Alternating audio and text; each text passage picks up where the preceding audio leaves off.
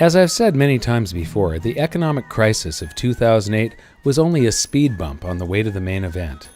I believe that before the end of this decade, there will be an economic crisis so historic that it will eclipse the crash of 1929 and the subsequent Great Depression. I also believe that it is both unavoidable and inevitable because it is merely the free market releasing stored-up energy from decades of economic manipulation. Yes, bad things are going to happen, but it could be the best thing that ever happened to you. This guide started out as the top 10 reasons to buy gold and silver and was originally drafted by some very good and well-intentioned employees. But when I read it, something just didn't feel right. It contained all the usual reasons that any precious metals dealer would point out as to why people should own gold and silver. Though they were all very good reasons to own gold and silver, they weren't the reasons that I buy gold and silver. So here you go, a countdown of the top 10 reasons that I buy gold and silver.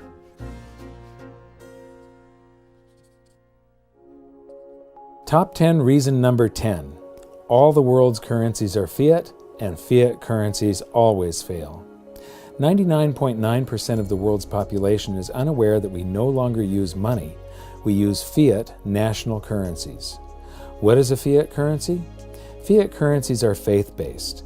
They are national currencies that are not backed by anything of value like gold. Instead, the government just declares that they have value, and as long as the people keep believing, they do have value, and the people accept them for a while. But here's the thing. There have been thousands upon thousands of fiat currencies throughout history, and they have all failed. 100%, no exceptions. But there is a vast difference this time around.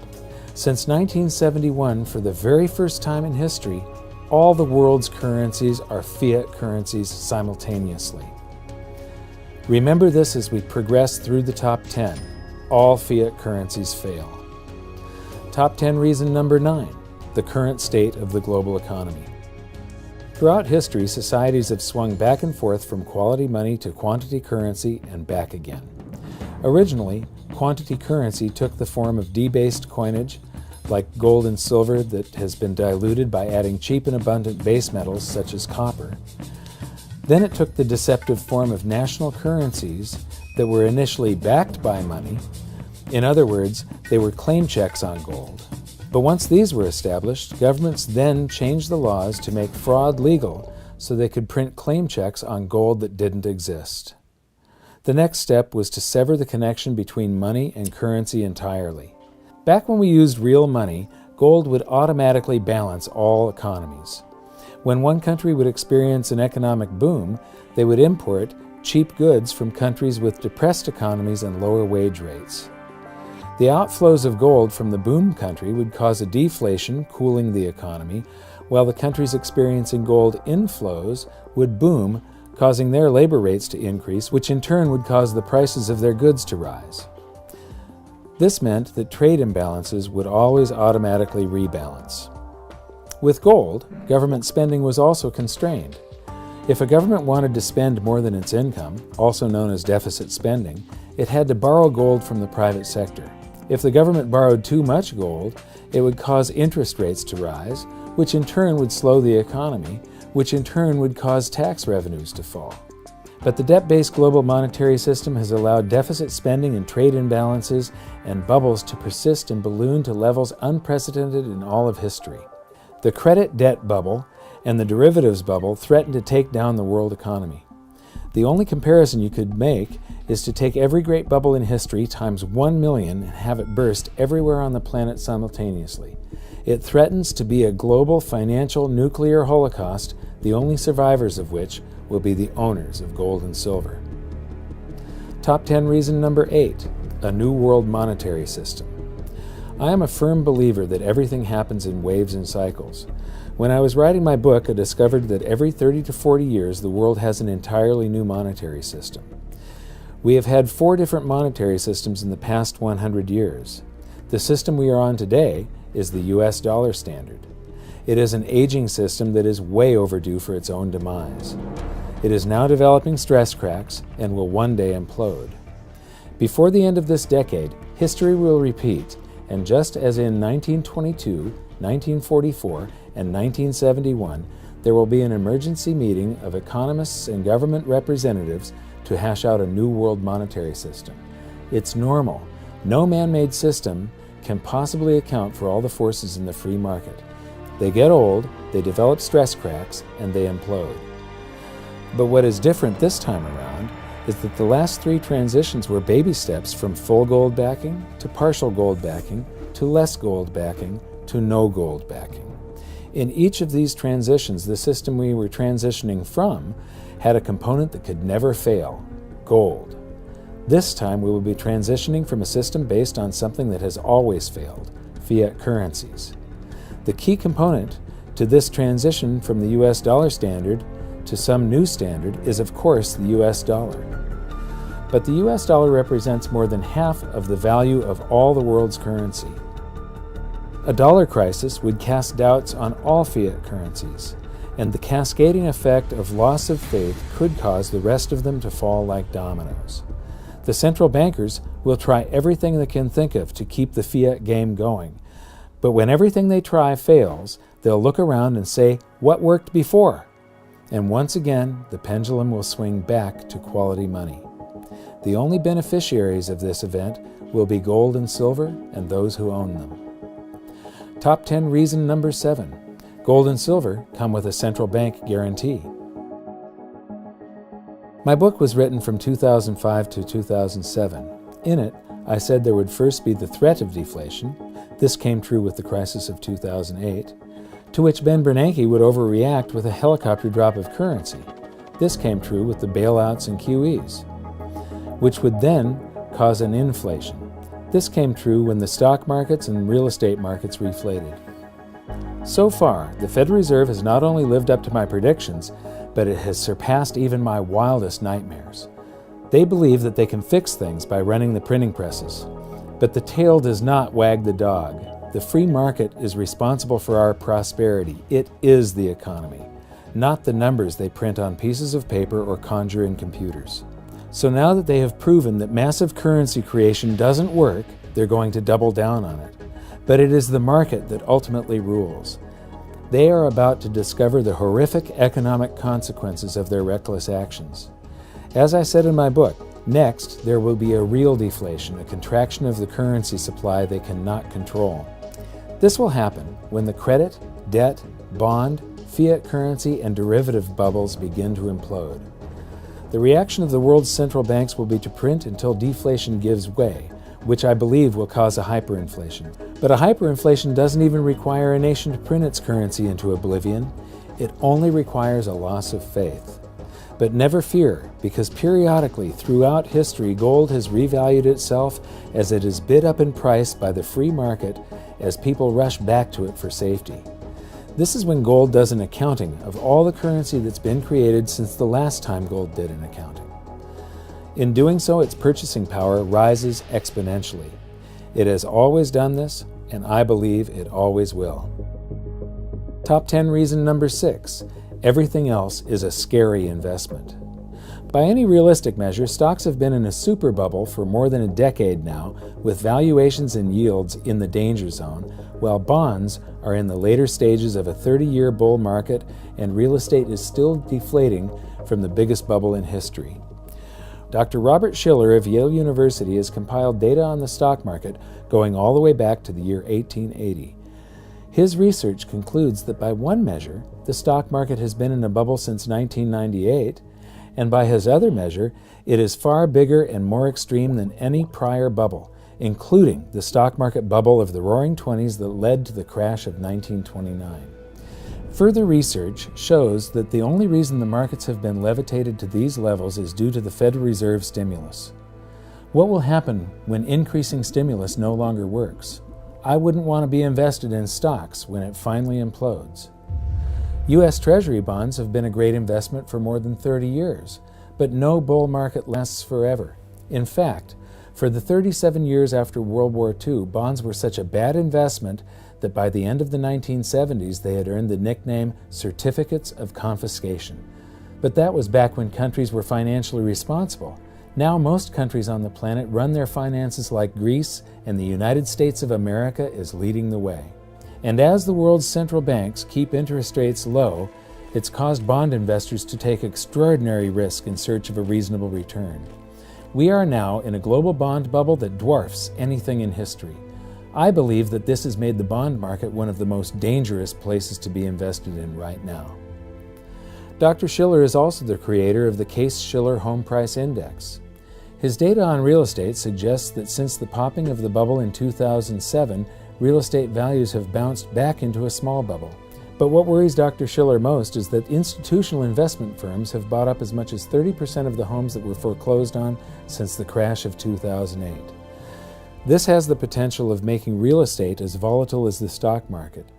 If these firms ever decide to sell, they can dump thousands of homes on the market all at once, causing the 2008 real estate crash to look like the calm before the storm.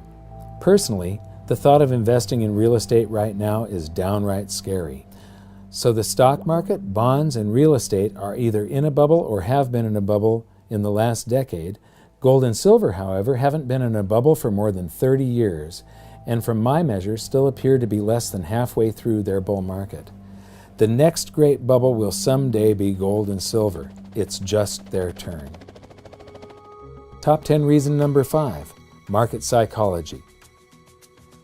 Nobody can really understand the markets or the economy, but you can get an inkling of what they're about if you understand what drives them, greed and fear. And the most entertaining part of monetary history is the study of their byproducts, manias, panics, bubbles, and crashes. When you study these, you quickly learn the meaning of the old saying, "The bull climbs the stairs, but the bear jumps out the window." What it means is that it can take years to create a bubble, but only days or weeks for it to burst. This is because, when it comes to greed and fear, fear is by far the more powerful emotion. Gold and silver are sometimes the exception to this rule because they can rise as fast as lightning in a panic. In the golden bull market of the 70s, it took 9 years for gold to rise from $35 to $400.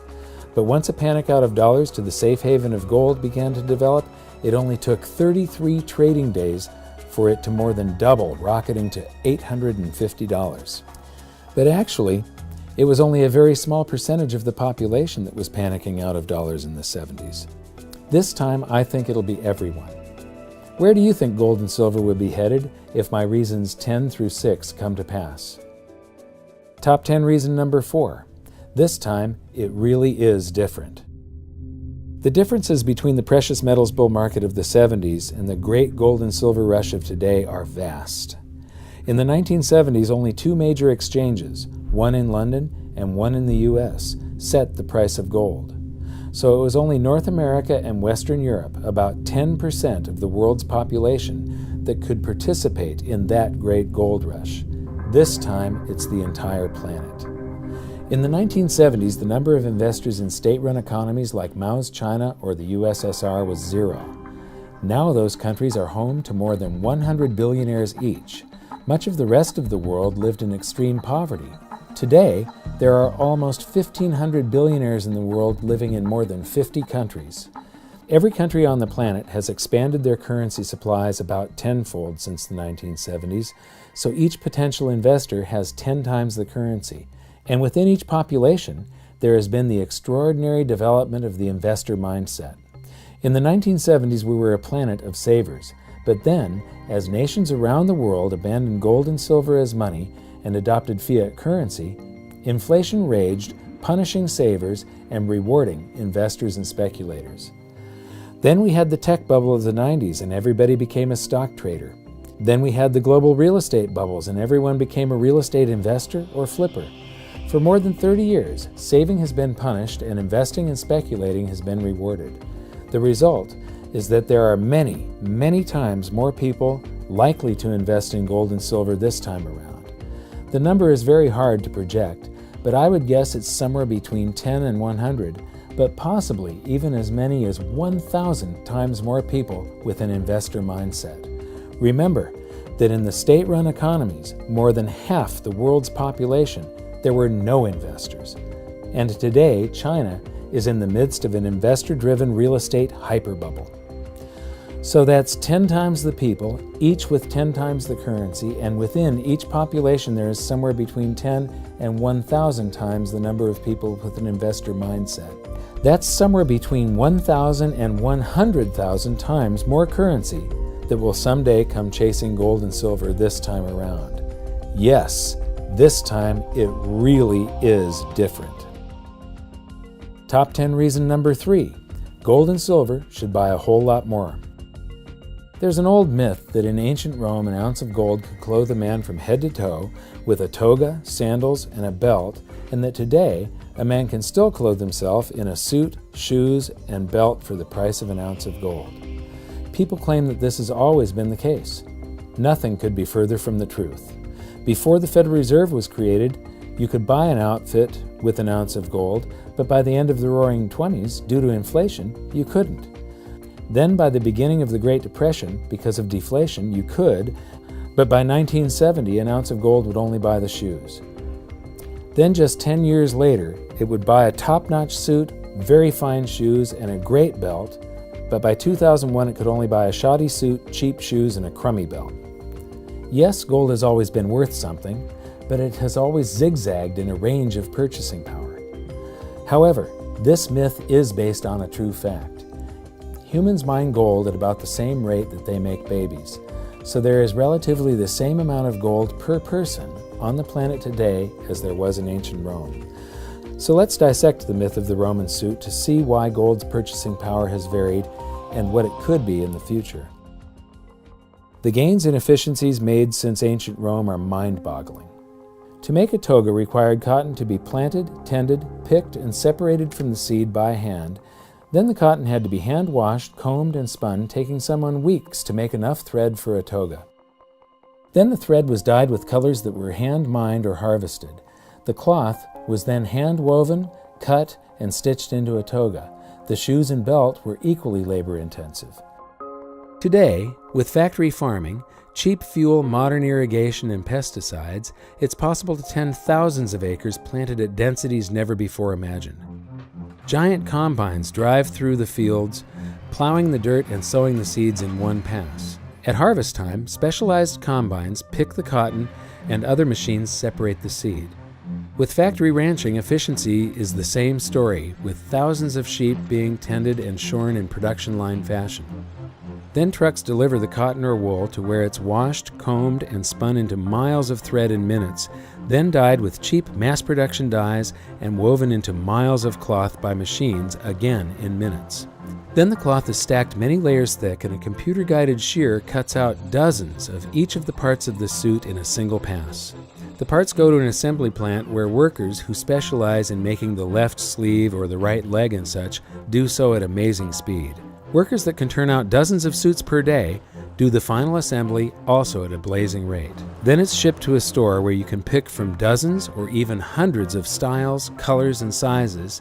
And it's a similar story at the shoe factory that spits out a pair of shoes every few seconds and the belts that come off the production line by the thousands. The end result is that the time value of the Roman outfit most likely measures in months of human labor, whereas the modern suit contains only a few hours. This is true of all the other stuff in society as well.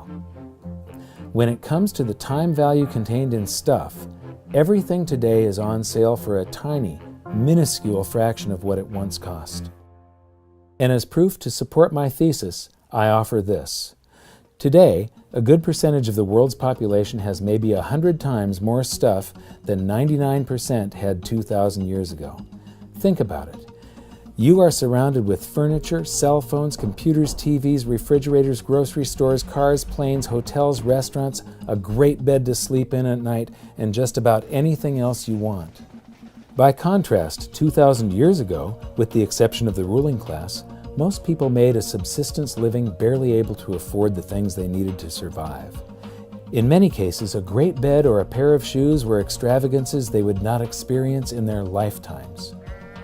So if this is true, and it is, then why is gold's purchasing power so low? If there's so much more stuff per person, but the same amount of gold per person, shouldn't an ounce of gold buy many, many, many times more stuff than it does today? Absolutely, emphatically, yes, it should. Then why doesn't it? because of the other big factor in busting this myth. In ancient Rome, if you wanted to save some of your wealth for the future, there was only one asset available for you to save your purchasing power in: real money, the gold and silver coins that made up their money supply. Today, if you want to save some of your wealth for the future, you do so with financial assets such as stocks and bonds, and maybe a tiny portion of currency in a checking account. These highly liquid assets actually compete with gold and silver as a place to store your wealth. They all dilute each other's purchasing power. In ancient Rome, there was only one place to store your wealth. Today, there are thousands. So that's the answer. With technology, machinery, and super cheap energy, we've become 1,000 times more efficient at producing stuff, and at the same time, we've created 1,000 times more ways to store our wealth. The gains in purchasing power that gold should have made, due to man becoming so much more efficient at making stuff, have been almost exactly offset by the proliferation of alternative liquid financial assets in which to store that wealth. If it weren't for all those competing currencies and alternative financial assets, gold would buy many, many times more stuff. So what happens to those alternate financial assets in the inevitable market crash that lies out there in the future? Those trusted financial assets suddenly become hocus-pocus voodoo financial assets as their value evaporates, just like those AAA-rated mortgage-backed securities did in the crash of 2008. What happens to fiat currencies in the coming currency crisis? All those currencies become hot potatoes that nobody wants, causing hard assets, like gold and silver, to be bid up to the moon. Either way, gold will buy a whole lot more stuff someday in the near future. Today, there is about $40,000 worth of liquid financial assets per person versus only $200 worth of investment-grade gold. That's a 200-to-1 ratio.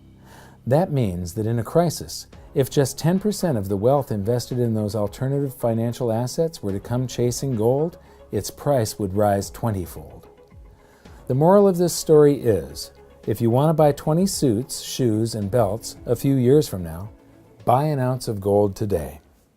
Taken separately, any one of these reasons is a compelling case for gold and silver.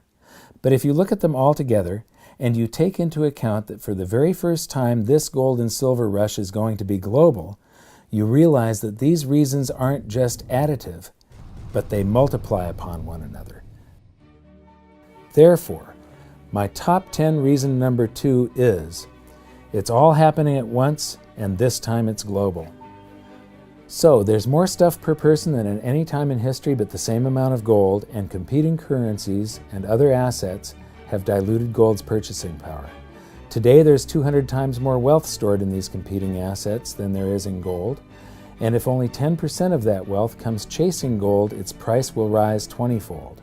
And in the crisis I see coming, it's going to be a lot more than just 10%. The world is now in uncharted territory. Budget deficits, trade deficits, and government debt have ballooned to lethal levels. Real estate, stocks, and bonds are all in bubbles, and the credit, debt, and derivatives bubbles threaten to take down the world economy. It took years to create these bubbles, but it will only take days or weeks for them to burst, and all bubbles eventually burst. In the inevitable crash and currency crisis that are bearing down on us, most trusted investments will probably evaporate while gold and silver are pushed into hyperbubbles. Because when it comes to greed and fear, fear is by far the more powerful emotion, and in a crisis, fear is what drives investors. Today there are 10 times the people, each with 10 times the currency, and somewhere between 10 and 1,000 times the number of people with an investor mindset than in the last great gold and silver rush. That's somewhere between 1,000 and 100,000 times more currency that will come chasing gold and silver this time around. For the very first time in history, all the world's currencies are fiat, and fiat currencies have always failed.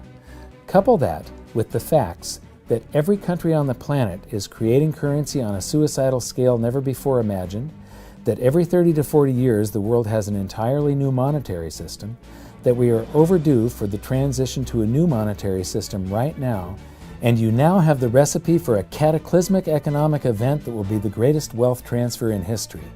It can either impoverish you, or it can enrich you beyond your wildest dreams. Knowing this, you think I would take every spare unit of currency I can get my hands on and buy gold. So why don't I? Because silver is undervalued compared to gold, so I buy both, but I buy mostly silver. And finally, top 10 reason number 1, I sleep better. As I said at the beginning of this article, I believe that an economic crisis of historic proportions is headed straight at us, and there is no avoiding it. Never before have all the governments on the planet simultaneously laid down the foundation for the perfect economic storm. I believe that there will be a global fiat currency crisis that will cause the bubbles in stocks, bonds, and real estates to burst simultaneously. This will result in the greatest economic crash the world has ever seen. Things could get pretty bad. The possibilities range from my being completely wrong to total economic collapse and a financial Armageddon from which we never recover. Toward the bad end is the possibility of the failure of the monetary system, which could cause rioting and a disruption of the food supply. But in any range of possibilities, there is something called a bell curve of probabilities. What that means is that either of the extremes, also called the tail risks, are very unlikely to happen, but that something in the middle is very likely to happen. Believe it or not, I am not a doomsayer, but nor do I believe the government when they tell me everything is going to be all right. I think it's going to be something in the middle. Yes, I believe it's going to be the greatest crash in history, but I have great hope. Man is an amazing species. We have a resilience and ability to adapt and bounce back from anything. Yes, banks could fail, but new, more efficient ones would take their place. Yes, the world monetary system could collapse, but this could be a good thing. If we could just make fraud, theft, and conflicts of interest illegal for the financial sector, like it is for the rest of us, and if we could just leave the free market alone and stop manipulating and meddling with it, it would quickly provide us with a new, efficient, stable, and honest monetary system that would increase the prosperity and standard of living for everyone. Yes, the stock, bond, and real estate markets will probably crash, and for those who are unprepared, it will be devastating. But if it's going to happen anyway, and if there's nothing I can do about it, then I may as well try to figure out how to turn this catastrophe into the best thing that has ever happened to me.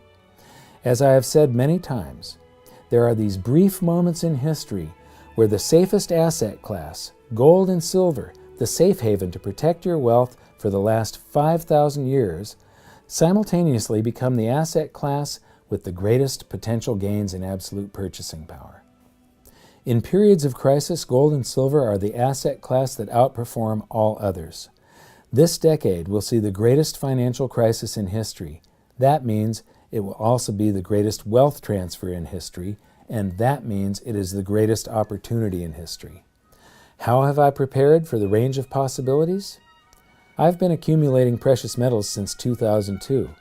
To me, this relieves a lot of anxiety. And now, I've purchased a supply of emergency food. I've given one of these assortments to each of my family members, my best friends, and all of my employees. This has relieved most of my remaining anxiety. How do I sleep at night? Very well, thank you. So now that you know why I buy gold and silver, I'd like to show you how to buy gold and silver. Before you buy an ounce of gold or silver for yourself, I want to send you a free copy of my book, Guide to Investing in Gold and Silver. It tells you everything you need to know about owning gold and silver, including where to store it, the pitfalls to avoid, how this industry works, and which bullion products I buy for myself. I'm proud to say it's the best-selling book on precious metals investing of all time. I've just released a fully updated version, and it's yours absolutely free. All you have to do to get it is to follow the link below and tell me where to send it. Enjoy the book, please share this video, and thanks for watching.